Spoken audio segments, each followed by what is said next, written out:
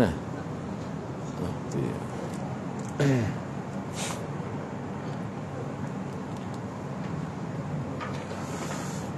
Bismillahirrahmanirrahim. Assalamualaikum warahmatullahi wabarakatuh. Alhamdulillahi rabbil alamin. Wassalatu wassalamu ala asyrafil anbiya wal mursalin. Nahmaduhu wa nasta'inuhu wa nastaghfiruh. Wa na'udzu billahi min shururi anfusina wa min sayyiati a'malina. Man yahdihillahu fala mudilla lahu wa man yudlil fala hadiya lahu. Rabbi shrah li sadri wa yassir li amri wahlul 'uqdatam min lisani yafqahu qawli. Amma ba'd. Alhamdulillah, bersyukur kepada Allah Subhanahu wa taala kerana dapat bersama pada malam ini. InsyaAllah pada malam ini untuk hadis-hadis pilihan yang saya petik daripada kitab Al-Adabul Mufrad. Pada malam ini kita ambil bab ma la yajuzu minal la'ib wal muzah, bab main-main dan gurauan yang dilarang. Jadi perbincangan tajuk ataupun bab yang ke-6 lah, sebagai sambungan pada nota pertama sebelum ini, berkait dengan main-main ataupun gurauan yang dilarang. Ini berkait dengan kalau kita nak gurau ni setara mana boleh. Hukumnya harus, tetapi mesti melalui disiplin yang telah ditetapkan oleh para ulama berdasarkan kepada pemahaman terhadap nas Quran dan juga hadis. Imam Bukhari telah mengemukakan satu hadis di bawah bab ini.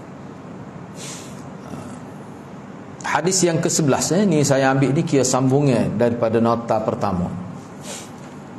Ana Abdullah bin Sa'ib an abihi an jaddih Yazid bin Sa'id qala sami'tu Rasulullah sallallahu alaihi wasallam yani yaqul la ya'khudh ahadukum mata'a sahibihi la'iban wala jadda fa idza akhadha ahadukum 'asa sahibihi falyaruddaha ilayhi.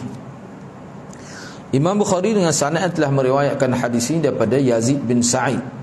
Beliau telah berkata, saya telah mendengar Rasulullah sallallahu alaihi wasallam bersabda, tidak boleh seseorang kamu mengambil barang temannya dengan maksud main-main dan bergurau. Oleh itu, apabila seseorang kamu telah mengambil tongkat temannya, maka kembalikannya.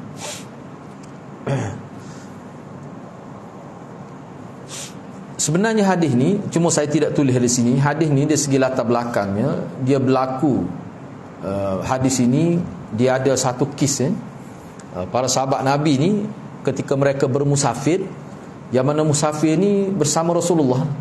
Ni dalam satu rombongan bersama Rasulullah.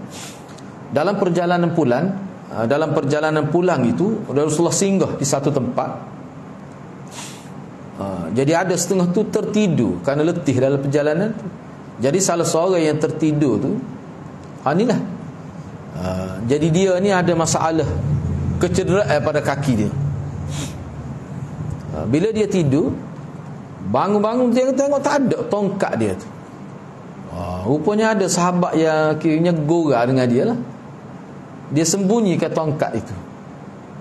Jadi susahlah sahabat ni. Ada berlaku gitu. Gora ya seperti kita kan, yang susuk suih motor no. Oleh pekat lah. Misalnya. Jadi berlakulah di situ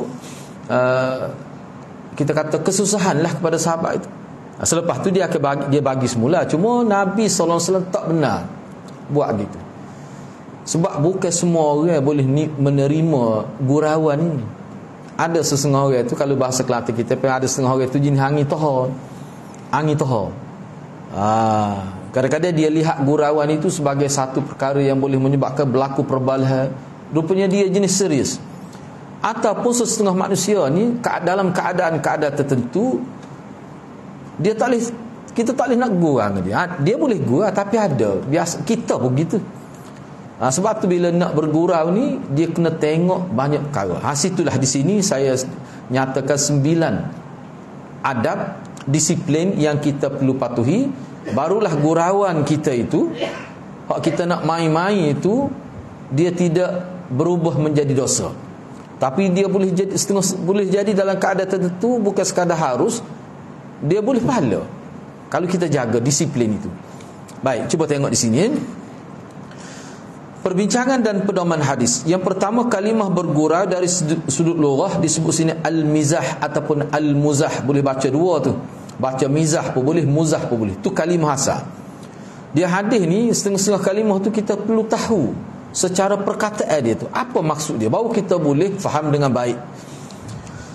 Yang mana muzah ataupun mizah ni dia memberi maksud bergembira atau bergurau dengan orang lain tanpa menyakiti hatinya.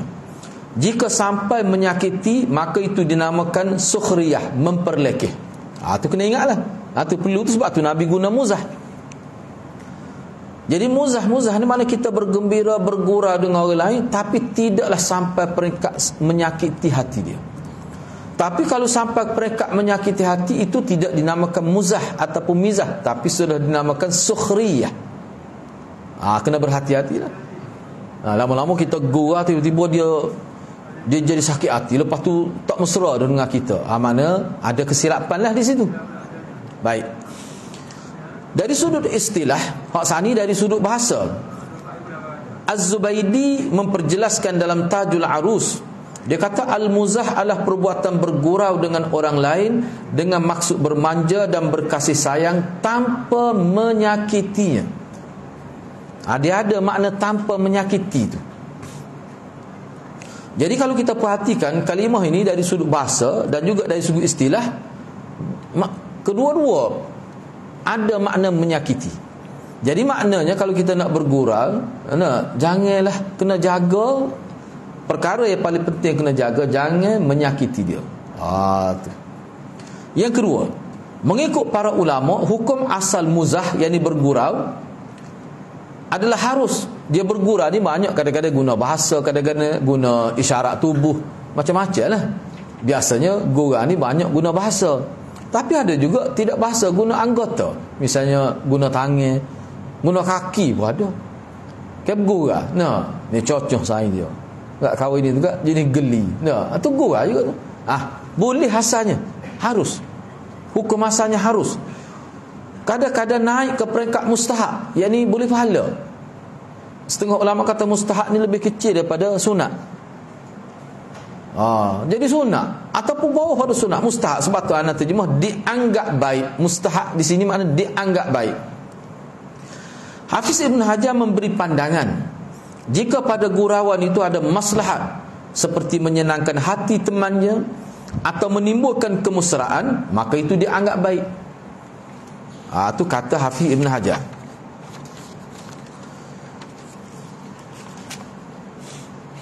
Kata-kata beliau memberi mafhum, jika tidak ada maslahat bahkan menimbulkan perasaan tidak senang, maka itu dikira tidak baik. Mana kalau gurau tu menyebabkan timbul rasa tidak baik kepada rakan kita, kepada orang yang kita gurau dengan dia tu, maka gurau itu tidak dianggap harus. Tak boleh lah kalau gitu. Yang ketiga, sarjana Islam membuat beberapa penanda aras ataupun disiplin untuk mengawal agar muzah kekal pada hukum asalnya sebagai harus. Maknanya 9 perkara ni, kalau kita tidak boleh patuh semasa kita bergurau, mungkin gurauan kita itu dia menyebabkan dosa, tak boleh pahala, tidak harus lagi. Yang pertama, mana kena beringatlah, sebab gurau ni ada belaka. Kadang-kadang gurau dengan bini boleh jadi balas tak kena cara. Tu tak kena cara. Memang zahirnya tidak dilihat atau difaham ada unsur mempersendakan agama. Bahkan perbuatan mempersendakan agama dengan niat boleh menggugurkan iman, seperti firman Allah. Kena pasti tu. Jangan gurau atau menyentuh hal-hal yang berkait dengan agama. Misalnya guna nama malaikat, dia buat gurau guna nama malaikat, tak boleh. Tak boleh.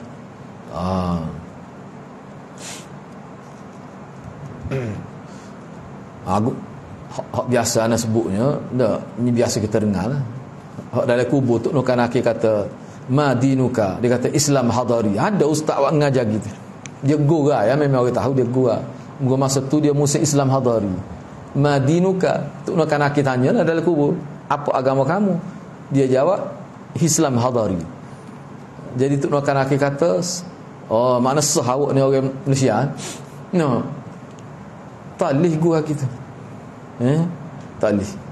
Malaikat-malaikat ni termasuk dari rukun iman itu, tak lih. Itu tak patut. Itu termasuk su'ul adab, buruk akhlak. Silap-silap hari bulan boleh jadi dosa besar. Kena berhati-hati. Agama ni tak lih. Misalnya kalau kita perhati ayat ni sebagai untuk peringatan kepada kita, wala in sa'altahum la yaqulun innama kunna nakhudu wa nal'ab qul abillahi wa ayatihi wa rasulih kuntum tastahzi'un la ta'tadiru qad kafartum ba'da imanikum in na'fu 'an ta'ifatin minkum nu'adzib ta'ifatan bi annahum kanu mujrimin. Dan jika engkau bertanya kepada mereka tentang ejekan-ejekan itu, ni cerita ni bab orang munafik, ni cerita orang munafik. Jika engkau bertanya kepada mereka tentang ejekan-ejekan itu, tentu mereka akan menjawab, sesungguhnya kami hanyalah berbual dan bermain-main saja, tidak serius pun. Katakanlah wahai Muhammad, patutkah nama Allah dan ayat-ayat Allah serta Rasul Allah kamu buat main-main, ngejek, memperolok-olokkan munasabah kedua gua dengan nama Nabi, gua dengan hukum misalnya? Tak boleh, tak patut tu. Melibatkan nama Allah, melibatkan Rasul Allah, melibatkan agama Allah, dibuat sebagai gurauan, tak patut. Janganlah kamu berdalih dengan alasan-alasan yang dusta, kerana sesungguhnya kamu telah kufur sesudah kamu melahirkan iman. Dan jika kami maafkan sepuak dari kalangan kamu kerana mereka bertaubat, maka kami akan menyeksa puak lain kerana mereka adalah orang-orang yang terus bersalah. Maknanya kalau kamu tak bertaubat, tetap akan dihukum lah. Maknanya hak ni kesalahan dosa besar ni, bukan kecil ni. Berhubung dengan ayat ini, Ibnu Taimiyah berkata, perbuatan mengejek, mempersenda Allah, mempersenda ayat-ayat Allah, para rasulnya adalah penyebab kufur yang mengeluarkan seseorang daripada iman. Ni kalau buat dengan sengaja. Katakanlah kita tak sengaja kijahil, atau tak apalah kita kata, tak sampai tahap ni lah. Tapi setelah diberi peringatan, diberi penjelasan, mengekali buat gitu juga, tu mungkin boleh bawa pada kafir. Ni pandangan Imam Ibn Taimiyah. Demikian juga perbuatan mempersendakan sunnah Nabi SAW, seperti mengejek janggut, pakaian menutup aurat dan lain-lain amalan yang sudah sabit sebagai amalan Nabi SAW. Orang yang melakukan perbuatan ini dituntut bertaubat kepada Allah Azza wa Jalla. Misalnya kopiah, misalnya contoh, saya ambil mudah, ambil contoh lain. Misalnya seseorang ia tak pakai kopiah. Kita tahulah kopiah ni hukum macam mana. Kalau kita letak dia ni tidak sebagai sunat yang disyariatkan pun, tetap dia teruslah pakai. Misalnya dia buat ngani tetap piah. Oh, dia kata orang dia kata pakai piah jadi tutup otak, jadi jomuk, dia kata tak sambung dia punya orak macam-macam, jadi sombak dia kata. Misalnya gitu. Tu tak molek tu. Apa sebab Rasulullah pakai? Cumanya ulama khilaf apakah termasuk dalam tasyri'iyah ataupun ghairu tasyri'iyah. Sebab jubah. Tapi nak mempersendakan tak boleh. Kalau mempersendakan niat nak mempersendakan pakaian Nabi, tu bahaya. Kena berhati-hati. Kena berhati-hati. Itu poin yang pertama. Poin yang kedua ataupun perkara yang kedua, isi kandungan gurauan atau jenaka mestilah bersifat as-sidq, benar. Dia tak boleh kita gurau, kita bernyara, kita reka cerita hak tak betul, buat-buat, tak boleh. Nak suruh orang ketawa, tak boleh. Nabi SAW telah bersabda, wailul lilladhi yuhaddithu fayakdhibu liyudhika bihil qaum wailul lahu. Celakalah bagi sesiapa yang bercakap lalu dia berdusta, tujuannya nak mentertawakan orang yang mendengar. Celakalah untuknya. Sebahagian ulama menterjemahkan kalimah wail dengan erti neraka, sebuah neraka. Nabi juga telah bersabda dengan memperingatkan umat tentang amalan yang sangat bahaya ini, yang menjadi kebiasaan pelawak jenaka. Innar rajul la yatakallam bil kalimah yudhiku biha julasa'ah yahwi biha finnar ab'adu minas thuraya. Seseorang yang bercakap dengan satu kalimah bertujuan mentertawakan pendengar, maka dengan satu kalimah itu dia sebenarnya ingin masuk ke neraka. Dalamnya neraka itu sejauh bintang Suraya. Bintang Suraya ni bintang yang paling jauh lah kira-kira ni. Ni kena beringatlah. Jadi anak pun tidak suka menghukum, maknanya terlibat dengan lawak jenaka tu molekna lah kalau dia tahu ni, dia fikir-fikirkan kedudukan. Tu kan. Yang ketiga, maknanya tak boleh dusta. Maknanya masa gora apa kena betul lagi maklumat tu. Yang ketiga, tidak ada unsur menakutkan dan mengancam. Dia kalau anak nak ambil contoh ni banyak lah. Sebagai contoh ni pernah berlaku pada anak lah. Ambil contoh, ingat semua, dia gurau. Ni saing kita, dia ni tak ada masalah, dia gurau. Dia nak beli kereta baru. Kebetulannya anaknya bukan jungira. Muka kita bukan ejen, cuma dah gu kita ada kat. Kita minta tolong dia buat kira. Gak kira-kiranya sepatutnya hari tu bolehlah kereta. Tiba-tiba dia kata tak boleh. Saing tu.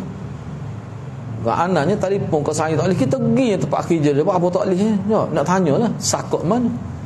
Saya tu kata mari lagi ambil kereta. Kita telefon dia kata dia gurau, siapa dia sugi? Kata kita main. Anak pun senyap, kita sombak lah. Dia gurau ya. Lepas tu jumpa dia kata mu dengan kereta, nampak pun cerdik kereta lagi kata ni. Kita bui sikit lah, tidak bui banyak. Benda menyusah orang, siapa kena pergi? Benda-benda gitulah. Walaupun benda tu kita kata dia tu baik, cuma dia yang tak teringat nak betul balik. Dia gurau. Bila dia gurau tu dia tak ingat nak betul balik. Kita nyegi esok kan nak tanya apa tak boleh. Kita melalui kita ni kita malu jugalah. Bila siapa tarik tu contoh. Benda-benda gitu tu kira menyusahkan kan tu. Tidaklah kata dosa besar kita pun tak sifat pun perasaan muka kita tahu dah dia perangai molek. Dianya tak ingat nak betul balik. Susah kita pergi. Tu benda kecil tu. Tapi bila berlaku kesilapan, hak tu tak molek lah. Tapi kita tak kata dia bohong pelawak sebab kita tahu dia tak teringat lagu tu lah. Yang ketiga, dalam gurauan itu tidak ada unsur menakutkan dan mengancam. Dalam gurau tu tak boleh melibatkan terancam nyawa ataupun menakutkan, sebab bahaya menakut kena orang lemah-lemah jatuh lagu mana. Baik, cuba kita tengok. Ini khusus kepada individu yang ada kekuatan dan kemampuan atau orang yang ada padanya sesuatu yang membahayakan seperti senjata tajam atau barang yang boleh mencederakan. Mereka mengacah benda berkenaan kepada seorang dengan maksud main-main. Dia ada pisau ke ataupun pistol ke, lembing ke. Dia acah pada orang itu. Bahaya tu kalau dia kena sungguh. Benda-benda gitu. Sehubungan dengan hal ini, Ibnu Abi Laila telah berkata, dia kata para sahabat Muhammad telah meriwayatkan kepada kami bahawa mereka pernah berjalan bersama Nabi sallallahu alaihi wasallam semasa berhenti rehat. Tadi cerita tongkat. Ni lain berat lagi pada tongkat ni. Semasa mereka berhenti rehat, ada seseorang dari kalangan sahabat itu telah tertidur. Lalu ada di kalangan mereka telah mengambil seutas tali lalu mengikatnya. Nyikat kau itu. Gurau ni. Gurau ramai-ramai saya ni kan. Nyikat kau itu. Perbuatan itu telah menimbulkan ketakutan pada lelaki, kerana ni waktu malam gelap lagi tak jelas. Dah ni balik daripada peperangan ni cerita ni. Nyikat kau itu. Perbuatan itu telah menimbulkan ketakutan kepada lelaki berkenan. Jadi berkait dengan peristiwa ini, Nabi SAW telah bersabda, la yahillu li muslim an yurawwi'a muslimah. Tidak halal bagi seorang muslim menakutkan seorang muslim yang lain. Jadi hak ni pensyarah hadis kata, hak kena ikat tu dia ingat ke musuh lah ikat dia, seolah dia kena tawan dah. Takut juga dia. Rupanya gu dia. Nyapak kat bekah gitu.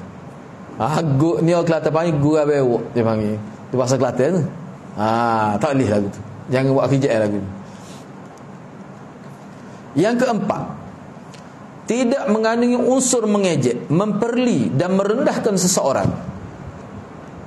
Oleh kerana manusia tidak sama sudut kekuatan minda, tahap sabar dan perwatakan mereka berbeza, maka dengan gurauan yang tidak patut, kebarangkalian berlaku perkara yang di luar jangka sangat tinggi, akan lahir permusuhan dan perasaan benci-membenci yang memungkinkan terhakis sedikit demi sedikit perasaan kasih sayang dalam masyarakat. Hal inilah yang diperingatkan dalam ayat 11 surah Al-Hujurat. Ya ayyuhalladzina amanu la yaskhar qaumun min qaumin asa an yakunu khairan minhum wala nisaa'un min nisa'in asa an yakunna khairan minhun wala talmizu anfusakum wala tanabazu bil alqab bi'sal ismul fusuq ba'dal iman wa man lam yatub fa ulaika humuz zalimun. Wahai orang-orang beriman, janganlah sesuatu puak dari kalangan lelaki mencemuh dan merendah-rendahkan puak lelaki yang lain, kerana boleh jadi puak yang dicemuh itu lebih baik daripada mereka. Dan janganlah pula sesuatu puak dari kaum wanita mencemuh dan merendah-rendahkan perempuan yang lain. Barangkali boleh jadi harus puak yang dicemuh itu lebih baik daripada mereka. Dan janganlah setengah kamu menyatakan keaiban, yakni menzahirkan keaiban setengah yang lain. Dan janganlah pula kamu memanggil antara satu dengan lain dengan panggilan atau gelaran yang buruk. Larangan-larangan yang tersebut menyebabkan orang yang melakukannya menjadi fasik. Maka amatlah buruknya sebutan nama fasik kepada seseorang sesudah dia beriman. Dan ingatlah, sesiapa yang tidak bertaubat dari perbuatan fasiknya, maka merekalah orang-orang yang zalim. Ini dari ayat ni kita kena renung bahawa mengejek, memperli atau merendahkan ini tak boleh. Jadi dalam gurauan jangan ada perkara-perkara ini, sehingga orang faham dia diejek, sehingga orang faham dia diperli, dia boleh timbul permusuhan. Dan permusuhan ini sangat disukai oleh iblis dan syaitan. Jadi kena berhati-hati. Hakikat kehidupan manusia ni tidak sama. Mereka mempunyai watak dan personaliti yang berbeza. Ada sebahagiannya diciptakan menarik penampilannya dan ada yang menjengkelkan. Mereka yang tidak menarik akan menjadi bahan mainan dan gurauan orang. Setiap kali mereka diejek, mereka pendamkan perasaan dan kemarahan mereka. Namun perlu diingat, jika ini berlaku, maka suasana berdosa dan keadaan kebencian sedang membiak dan tersebar, dan sudah tentu dia tidak bagus untuk kebaikan hidup manusia. Ana ingat lagi masa ana sekolah dulu, ada sahabat ana tu dia cacat lah sikit. Kecacat dia bukan sikit, ketara jugalah sebenarnya. Dia ni belajar okey. Adalah dia dua wakil belakang. Ana sebut asal lah, ana sebut asal lagi. Dia ni kira macam perempuan gitu, perawat lembut, jenis lembut, lelaki lembut. Pencapaian pendidikan dia bagus, dan dia baik dengan anak. Jadi bila ada pihak saing-saing lelaki sekelas dengan dia ni kata, guna istilah sotong, sebut dia misalnya, dia malu sebenarnya. Cuma ialah keadaan dia gitu. Dia pernah mengadu kepada anak. Dia kata rasa macam nak berhenti sekolah. Dan dia berhenti. Bila habis biasa tak sempat SPM, dia berhenti sebab dia tak tahan. Kadang-kadang ialah pelajar-pelajar ni walaupun disebut, tapi terus juga kata gitu. Benar-benar itu kita kata di kalangan pelajar. Supaya kalau di kalangan dewasa pun kena jaga. Tu dosa besar tu. Kena berhati-hatilah. Tak kira lah benda ni berlaku secara lisan, dalam bentuk WhatsApp ke, dalam bentuk FB, tak kira TikTok ke. Kalau memperlekeh orang, tak boleh kukuk mana pun.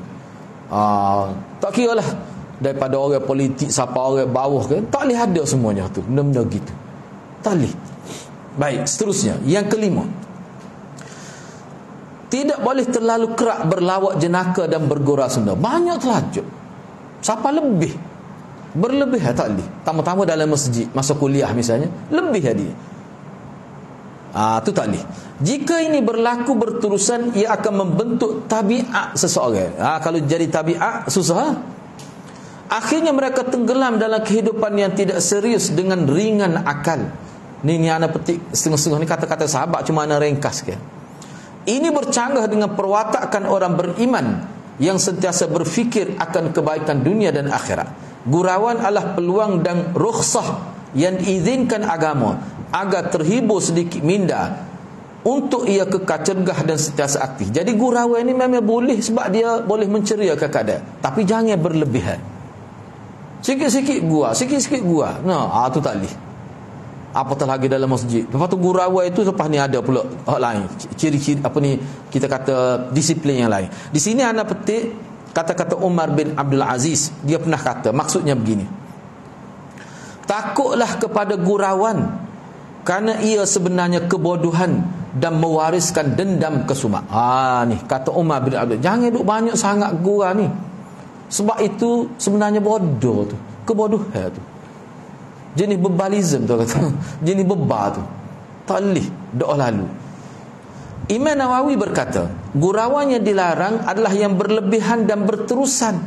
Gurauan semacam ini pasti meninggalkan kesan banyak ketawa, keras hati, lalai dari mengingati Allah Subhanahu Wa Taala, banyak mengejek, timbul sifat dengki, hilang kehebatan dan kewibawaan. Ini kata Imam Nawawi. Sebab kalau banyak doa gurau mesti ada tersilap. Tak boleh.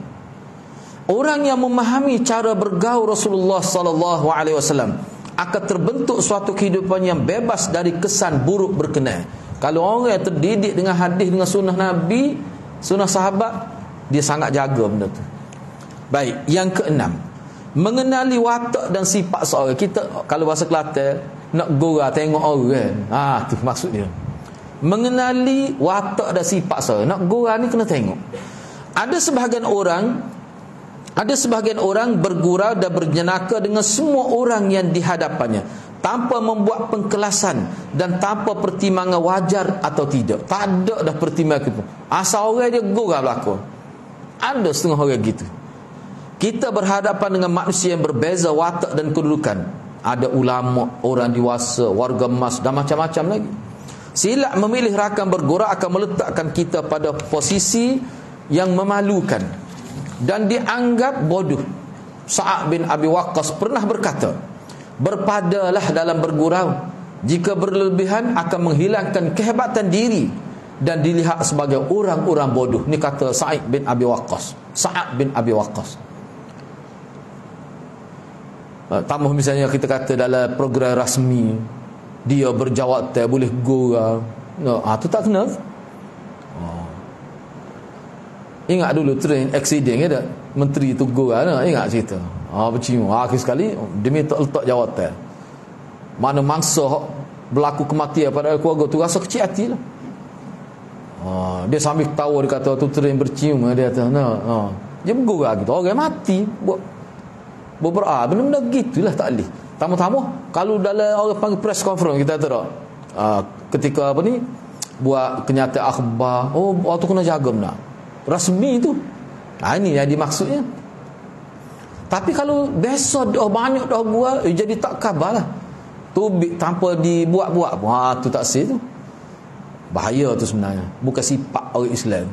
Yang ketujuh, amalan bergurau wajar diurus agar menjadi kadar garam dalam masakan. Nabi SAW telah bersabda, la tuksirud dhahk fa inna kasratad dhahk tumitul qalb. Jangan banyak ketawa. Banyak ketawa akan mematikan hati. Ketawa ni hasil daripada banyak bergurau, betul lah. Timbul banyak ketawa. Sayyidina Umar pernah berkata kepada Ahnaf. Dia kata, ya Ahnaf, man kasura dhahkuhu qallat haibatuh wa man mazha istakhaffa bih wa man akthara min syai' urifa bih wa man kathura kalamu kathura saqatuh wa man kathura saqatuh qalla haya'uh wa man qalla haya'uh qalla wara'uh wa man qalla wara'uh mata qalbuh. Wahai Ahnaf,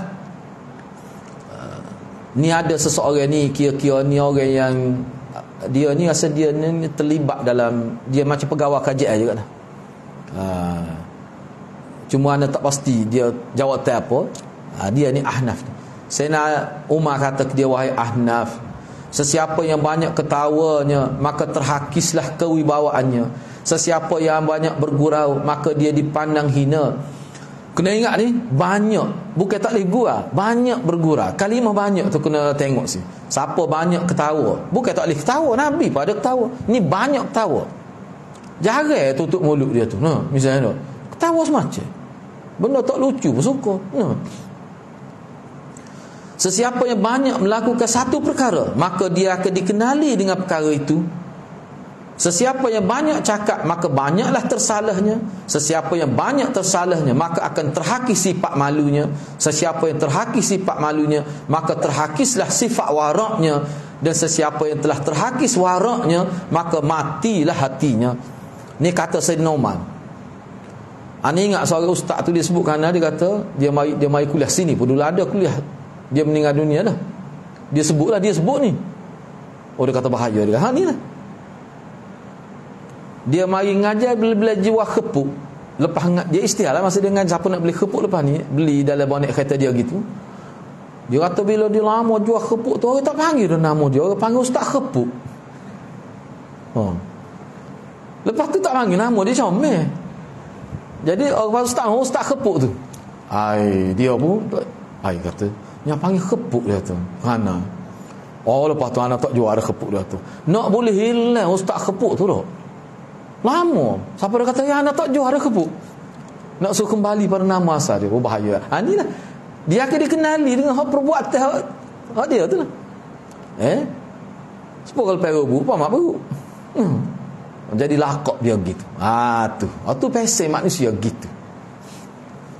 Yang ke-8, tidak ada unsur mengumpat dalam gurau itu.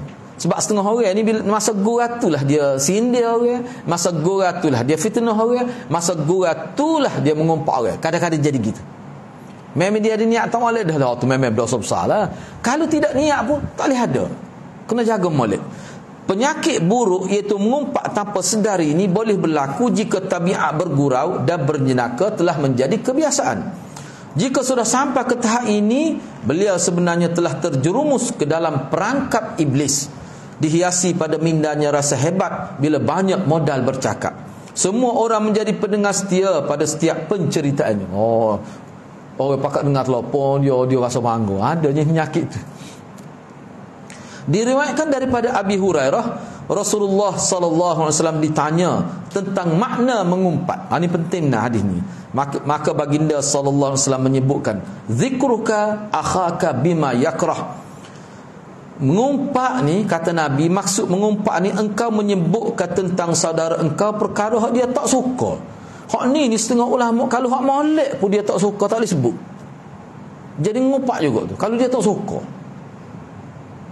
Walaupun setengah ulama kata hak tu hak tak molek. Mengumpat ni mana hak tak molek? Tak ada orang suka. Dak kalau hak molek pun dia tak suka. Ada setengah orang gitu. Tak boleh. Kena tahu, sebab tu nak kata kena tahu sifat orang tu. Tu baik. Baginda sallallahu alaihi wasallam ditanya lagi, sahabat tanya lagi. Ni kalau nanti terjemah ke Kelantan. Lagu mana tu kalau orang kita sebut tu benar betul, tak salah pun. Betul orang kita sebut tu betul. Nabi kata mana? Nabi kata jikalau perkara benar seperti yang engkau katakan, itulah orang panggil mengumpat. Mengumpat ni kita sebut benar betul, tapi dia tak suka. Ni kita pakai pendapat ni lah. Benar tu, tapi dia tak suka. Itu kelemahan dia lah. Benar tak molek, walaupun betul tak boleh sebut. Namun jika hak kita sebut tu tak benar, tu dia panggil fitnah. Kalau hak tak benar tu orang panggil fitnah. Tu kan. Yang terakhirnya, yang ke-9, pemilihan waktu yang sesuai. Nak gurau kena tengok masa. Waktu mana boleh, waktu mana tak boleh, waktu mana sesuai. Ada waktu tak sesuai bergurau. Orang yang cerdik pandai memilih waktu yang sesuai untuk bergurau. Bergurau pada waktu yang sesuai akan menimbulkan kemesraan dan keceriaan. Tapi kalau tak kena masa, jadi punca pada perbalahan. Jika diteliti dan diamati, kesemua fakta yang disebutkan tidak lebih hanyalah sebagai disiplin yang mesti dipatuhi semasa bergurau dan berjenaka demi menjaga keharmonian hidup manusia. Kelangsungan hidup yang baik lahir daripada komuniti masyarakat yang saling bersangka baik dan berkasih sayang. Nikmat ini akan kekal dan terus subur jika setiap individu masyarakat menjaga diri dan hak orang lain. Hak orang lain itulah hak utamanya. Sikap keakuan akan merosakkan ciri ta'awun dan mawaddah dalam masyarakat. Keakuan ni dia kira dia, tak kira orang lain. Ini akan merosakkan ciri ta'awun. Ta'awun ni sifat tolong-menolong laki hilang. Orang tak akan tolong dah dia. Orang nak doa, orang tak asyik doa dah bila orang benci pada dia. Tu. Dan mawaddah, perasaan kasih sayang dalam masyarakat. Tu kalau bab yang ni bab 122 tu bab asal tu ana tak ubah. Ni makna bab yang ke berapa ni? Yang ke-7 lah ana tak ubah bab tu. Sebab ni bab yang ke-122. Gapo dia? Babud dal 'alal khair. Bab orang yang menunjukkan kepada kebaikan. Ni ana ambil sedikit saja, kita ambil sedikit saja ni. Imam Bukhari telah mengemukakan satu hadis di bawah bab ini. Bab bil orang yang menunjukkan kepada kebaikan. Maksud dia tajuk ni bila kita menjadi punca orang buat baik, bila dia buat baik, kita dapat pahala seperti dia buat. Itu maksud dia nya. Itu maksud tajuk ni. Baik, cuba kita tengok. Imam Bukhari kemukakan satu hadis. Ni hadis yang ke-12. An Abi Mas'ud Al-Ansari radhiyallahu anhu qala Ja'a rajulun ila an-nabi sallallahu alaihi wasallam faqala inni ubdi'a bi fahmilni. Qala la ajidu walakin i'ti fulanan fala'allahu an yahmiluk. فأتاه فحمله فأتى النبي صلى الله عليه وسلم فأخبره فقال من دل على خير فله مثل أجر فاعله. Hadis ni sangat penting Hadis ni sangat penting dalam kehidupan kita. Imam Bukhari dengan sanadnya telah meriwayatkan hadis ini daripada terus kita pergi, diriwayatkan daripada Mas'ud Al-Ansari radhiyallahu anhu. Ini seorang sahabat Nabi. Dia kata, ada seorang laki-laki, ni anak terjemuh lebih mudah lagi. Ada seorang laki-laki datang jumpa Nabi sallallahu alaihi wasallam. Lalu dia pun kata, dia minta lah, masa dia sebut, dia kata saya ni telah kehabisan bekal, tolonglah saya. Makna dia ni mungkin bukan orang tempat tel lah. Bila kata dia saya kehabisan bekal, maka dia ni bukan orang Madinah. Kali dia ni orang musafir singgah, tak ada bekalan, duit pun tak ada mungkinnya. Tolonglah saya. Dia minta tolong dengan Nabi sallallahu alaihi wasallam. Nabi jawab, saya saya tidak ada apa-apa untuk membantu.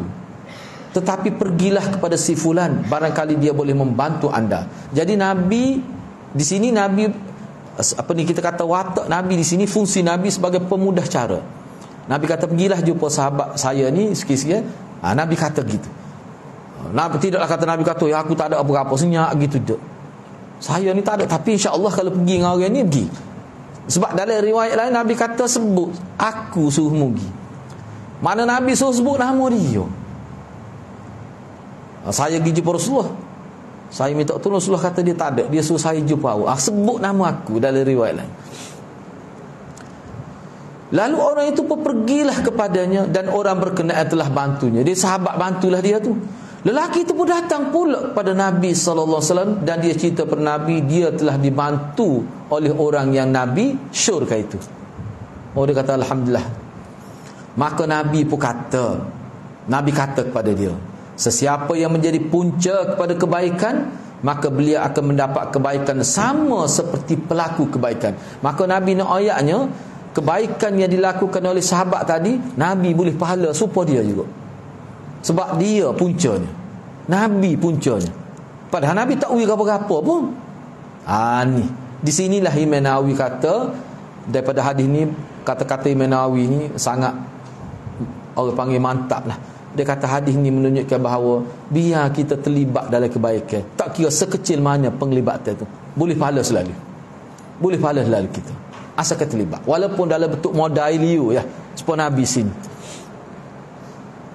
Baik, perbincangan daripada hadis ni yang ringkas saja kita habiskan ni. Imam Bukhari telah mengemukakan satu hadis di bawah bab ini. Hadis ini juga diriwayatkan oleh Imam Muslim.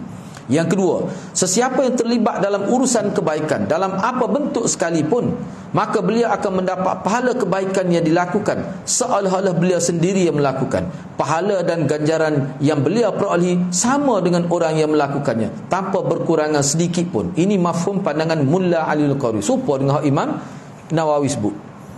Imam Nawawi sebut tu dia lebih menjurus kepada anak yatim. Tapi atas dasar man dalla ala khair kafailih. Yang ketiga, kata Imam Munawi,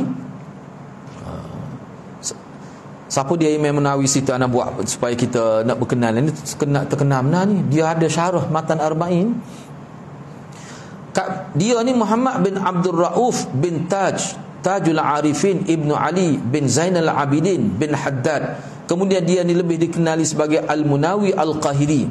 Beliau lebih terkenal dengan Imam Al-Munawi. Dilahirkan pada tahun 952 Hijrah, meninggal dunia pada tahun 1031 Hijrah. Hidup di Qahirah dan meninggal di sana. Tokoh ulama yang terlibat dalam dunia ilmu dan penulisan. Beliau sentiasa berjaga malam dan kurang makan kerana memberi tumpuan kepada ilmu, dan akhirnya beliau jatuh sakit tu kerana tak ada nak cara kau makan minum. Siapa begitu sekali. Ni salah seorang ulama yang mana dia ni orang panggil fana lah, kalau kita guna istilah fana, tenggelam dalam ilmu. Siapa sakit, kita tak ada nak mikir makan minum ni, buat juga tu. Sebab Ibn Taymiyah lah, siapa habis dia tepuk ni waktu makan dia makan tu, dia jadi kadang tak teringat perut dia ni, tak ada nak mikir bak lapar ni. Oh, pelik juga ulama bila tenggelam dalam ilmu siapa tahap tu. Kita tak ada lapar tahu dah. Okay, boleh agak kuat apa lapar tu. Ni kelebihan juga tu. Ni apa kata dia? Dia kata penunjuk kebaikan mendapat pahala kerana dia telah terlibat membantu orang lain melakukan kebaikan. Terlibat tu pentingnya. Ganjaran pahala diperolehinya apabila ada berlaku kebaikan daripada orang lain. Jadi bila orang dia menjadi punca kepada kebaikan tu, tiba-tiba orang tu buat kebaikan, boleh pahala dia. Semua ni kerana usaha. Kerana usaha. Jika tidak berlaku kebaikan berkenan, maka beliau akan mendapat pahala dengan sebab sokongan moralnya. Ni lah hadir-hadir ayat ulama kita, Imam Syafi'i SD pun. Dia kata kalau kita baca Quran pada orang tu tak siapa pahala tu kalau dia tak terlibat. Tapi kalau dia tok guru kita, boleh pahala dia. Mak kita, ayah kita, boleh pahala kita baca Quran. Kita buat program Quran, kita tak ngajar pun, kita boleh pahala sebab kita terlibat. Nak suruh terlibat ni orang panggil usaha. Sebab tu Imam Bukhari kata Islam ni amal, agama ni amal. Ni tak ada kaitan boleh pahala ke mana. Tu situ maksud dia. Baik, seterusnya yang keempat, Imam Nawawi berkata, ya benar, beliau mendapat pahala kerana terlibat dalam kebaikan. Namun tidak mesti sama 100% dengan pelaku sebenarnya. Sudut sama hanyalah sama-sama mendapat pahala. Ni orang panggil hak basic. Tentu hak buat tu dia lebih suka, lebih susah, memang dia akan dapat lebih. Tapi kukuk mana pun yang menjadi punca tu tetap dapat. Yang kelima, Imam Qurtubi berpandangan beliau akan mendapat pahala. Jadi hak Imam Nawawi sebut ni memang boleh pahala, tapi nak kata sama 100% tak. Tapi kata Imam Qurtubi, dia kata orang itu akan dapat pahala sama dengan pelaku sebenar, dan akan mendapat at-tadhif, iaitu gandaan pahala sehingga 700 kali ganda. Mana boleh juga. Misalnya contoh ni, misalnya anak ngajar Quran, ataupun kita AJK masjid, kita buat program Quran, jadi ramallah anak mungkin ngaji Quran siapa pandai. Kita setiap kali dia baca, kita boleh pahala. Dan pahala tu bukan sekadar pahala biasa. Hak boleh jadi hak kita ngajar ni anak murid kita ni dia baca Quran tu kena maulid, tepat maulid, dan dia tu dapat ganda pahala sampai 700. Kita pun dapat juga tu. Bukan basic-basic saja dak. Maknanya kalau pandangan Imam Qurtubi ni enggak, makna kita akan sama sungguh dengan pahala dia boleh. Kalau dia diganakan sampai 700 kali gana, kita pun boleh juga. Kalau hak ni besar lagi lah pahalanya. Tu pandangan Imam Qurtubi. Yang keenam, bayangkan jika kebaikan yang diperolehi oleh peminta asal telah berkembang biak, maka sudah tentu pelaku asal kebaikan dan orang yang terlibat dengan kebaikan akan mendapat pahala yang berganda. Peminta asal ni maksudnya beginilah. Katakanlah orang minta duit dengan kita, nak pergi ngaji, nak beli tiket nak pergi ngaji, kita pun beri sikit, beri 100 riyal ya. Orang lain beri akhir cukup. Bayangkan kalau budak tadi jadi ulama, bayangkan jadi ulama mana umat mendapat banyak kelebihan daripada ilmu dia. Siapa mati dia ngajar, kiralah pahala kita banyak mana. Makna kalau dia tidak jadi ulama pun boleh pahala juga kita. Tapi kalau dia jadi ulama, memberi, orang panggil impak besar lah kepada masyarakat dari segi kebaikan, besar pahala kita. Itu nak ayatnya bila terlibat dengan kebaikan. Yang ketujuh, yang terakhir lah, Imam Ibn Taymiyah dalam risalahnya yang bertajuk Ihda'us Sawab ila Nabi sallallahu alaihi wasallam, dia sebut gini, dia kata, ni kata Ibn Taymiyah, tidak pernah berlaku kepada mana-mana generasi awal kita, khususnya sahabat hak mula-mula, generasi awal sahabat lah mula-mula, mereka telah salat, puasa dan membaca Al-Quran lalu menghadiahkan pahala kepada Nabi SAW. Tak pernah berlaku. Tak pernah berlaku kepada sahabat, para sahabat kau, tabi'in, mereka salat, mereka puasa, mereka baca Quran, lalu pahala tu mereka hadiah kepada Nabi. Tak pernah berlaku gitu. Begitu juga dengan amalan-amalan lain yang dilakukan. Perlu diingat, setiap amalan yang dilakukan oleh orang Islam, mereka akan mendapat pahala amal tanpa dikurangkan sedikit pun. Mana kalau hak dia buat, boleh ke dia lah, kecuali ada terlibat seperti tadi. Apa mak kita boleh pahala kebaikan kita buat sebab dia mak kita, hubungnya tu. Apa tu guru kita boleh pahala kita baca Quran, bukan pahala kita baca, Tuhan beri pahala lain sebab dia ada jasa atas kita, jasa tu. Gitulah hadirat. Jadi bab seterusnya, babul afwi was-saf anin nas, bab memberi keampunan dan kemaafan kepada orang. Ni kita bincang dalam minggu hadapan, insya-Allah. Jadi setakat itu dulu. Mudah-mudahan Allah berkati kita semua. Aku qauli hadza wa astaghfirullahal azim li wa lakum. Wassalamualaikum warahmatullahi wabarakatuh.